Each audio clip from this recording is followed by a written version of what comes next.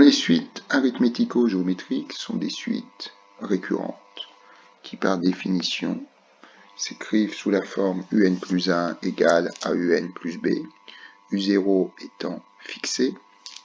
Et nous allons considérer que a est différent de 0 et de 1. Parce que si a est égal à 0, on a une suite constante. Si a est égal à 1, on a une suite arithmétique. Et bien évidemment, b est différent de 0, car dans le cas où b serait égal à 0, eh bien, on aurait une suite géométrique. Alors, l'expression de un en fonction de n peut être obtenue de différentes façons. Mais par rapport au programme des concours d'entrée dans les grandes écoles, il y a désormais une méthode à privilégier. Cette méthode est la suivante.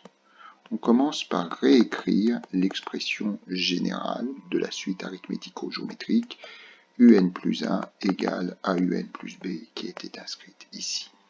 Et on écrit au-dessous x égale à x plus b. Comme si on voulait utiliser le théorème du point fixe. Nous avons une première équation, nous en avons une deuxième, et nous allons dire soustrayons membre à membre. Dans ce cas, nous avons un plus 1 moins x qui est égal à première ligne à un plus b moins deuxième ligne à x moins b. Évidemment, les b se simplifient. Évidemment, nous avons un plus 1 moins x qui est égal à a facteur de un moins x. On va poser Vn égale un moins x, qui est donc multiplié par a, et si Vn égale un moins x, un plus 1 moins x sera égal à Vn plus 1. V est donc une suite géométrique de raison a. On va donc écrire en conséquence que Vn égale V0 que multiplie a puissance n. Par ailleurs, nous savons, c'est un premier résultat, par ailleurs, nous savons que x est égal à ax plus b. Ce qui revient à dire que x facteur de 1 moins a est égal à b. Ce qui revient à dire que x est égal à b sur 1 moins a.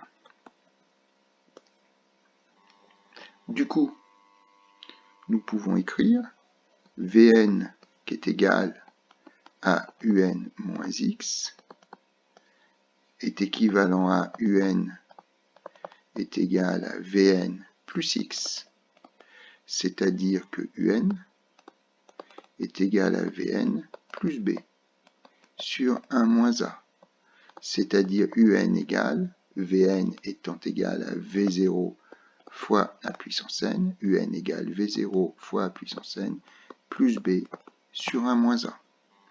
Mais par ailleurs, si Vn égale un moins x, nous pouvons écrire que V0 est égal à U0 moins x, x étant égal, nous le savons ici, à b sur 1 moins a.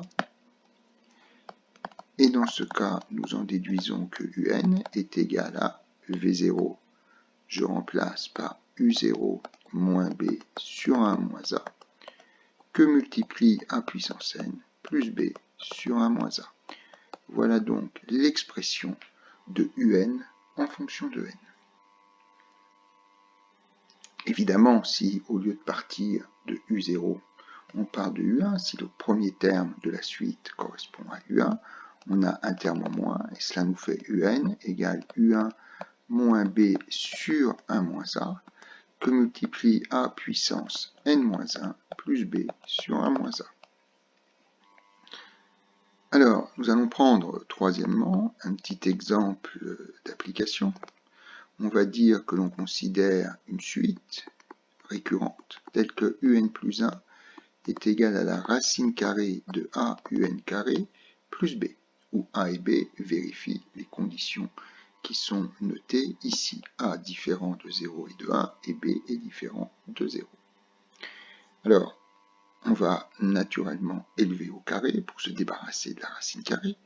Donc nous avons un plus 1 au carré égale a un au carré plus b, et on reconnaîtrait la suite arithmético-géométrique si nous pouvions écrire. Et donc nous allons poser, par exemple, Wn est égal à un carré. Par conséquent, un plus 1 carré sera égal à wn plus 1.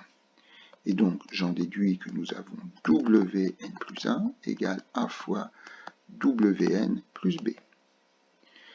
Du coup, on peut dire que wn est une suite, où n est positif, est une suite arithmético-géométrique.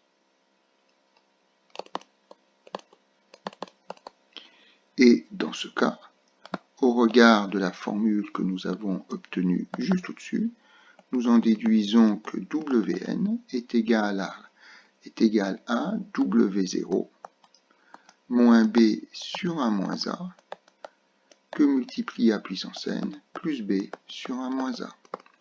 Mais au fait, wn c'est un au carré, donc je me retrouve avec un au carré est égal à w0, ce sera u0 au carré, plus b sur 1 moins a que multiplie à n, plus b sur 1 moins a.